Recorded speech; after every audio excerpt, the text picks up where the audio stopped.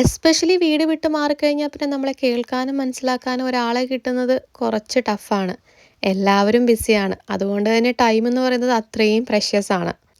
കുറച്ച് നാളുകളായിട്ട് എന്നോട് 1, 2 പേരൊക്കെ വന്ന് അവരുടെ പേഴ്സണൽ എക്സ്പീരിയൻസും സ്ട്രഗിളൊക്കെ ഷെയർ ചെയ്യാറുണ്ട്. ഒരുപക്ഷെ അവരെ കേൾക്കാൻ ആരുമില്ലാത്തത് കൊണ്ടല്ല അവരെൻ്റെ അടുത്ത് വന്ന് ഷെയർ ചെയ്തിട്ടുണ്ടായിരുന്നത്. ചുറ്റും ഒരുപാട് പേരുണ്ടെങ്കിലും അവർക്ക് കേൾക്കാൻ സമയമില്ലാത്തത് കൊണ്ട് മാത്രമാണ്. പിന്നെ പ്രശ്നത്തിൻ്റെ ഒരു പാറ്റേൺ എല്ലാവർക്കും ഒരേപോലെ ആയതുകൊണ്ട് അതിൽ കൂടെ തന്നെയായിരിക്കും ഒരുവിധം എല്ലാവരും കടന്നു വന്നിട്ടുണ്ടാവുന്നത്. ഈവൻ ഞാനും. പിന്നെ നമ്മൾ അതിനെ എടുക്കുന്നൊരു രീതി അനുസരിച്ച് ആ ഒരു ഇഷ്യൂ വലുതാകുകയും ചെറുതാകുകയൊക്കെ ചെയ്യും. നമുക്ക് എപ്പോഴും നമ്മുടെ പ്രശ്നങ്ങളും വിഷമങ്ങളും എപ്പോഴും വലുതായിരിക്കും. പക്ഷേ ചുറ്റും ഒന്ന് നോക്കിക്കഴിഞ്ഞാൽ നമ്മുടെ പ്രശ്നങ്ങളൊന്നും ഒരു പ്രശ്നങ്ങളെ അല്ല എന്ന് ഫീൽ ചെയ്യിക്കുന്ന പ്രശ്നങ്ങളുള്ള ഒരുപാട് പേരുണ്ടാവും. അതുകൊണ്ട് തന്നെ നമ്മൾ മാക്സിമം ഹാപ്പി ആയിട്ട് മുന്നോട്ട് പോവുക.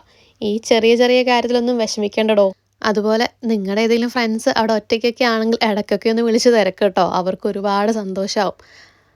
ഓൺലൈനിൽ കണ്ട എന്നോട് ഇത്രയും ഷെയർ ചെയ്ത് അവർ ഹാപ്പിനെസ് കിട്ടിയിട്ടുണ്ടെങ്കിൽ നിങ്ങളോട് ഷെയർ ചെയ്യുന്ന സമയത്ത് ഒരുപാട് സന്തോഷമാണ്. നിങ്ങളുടെ ഒരു കോൾ അവർ എക്സ്പെക്റ്റ് ചെയ്യുന്നുണ്ട്.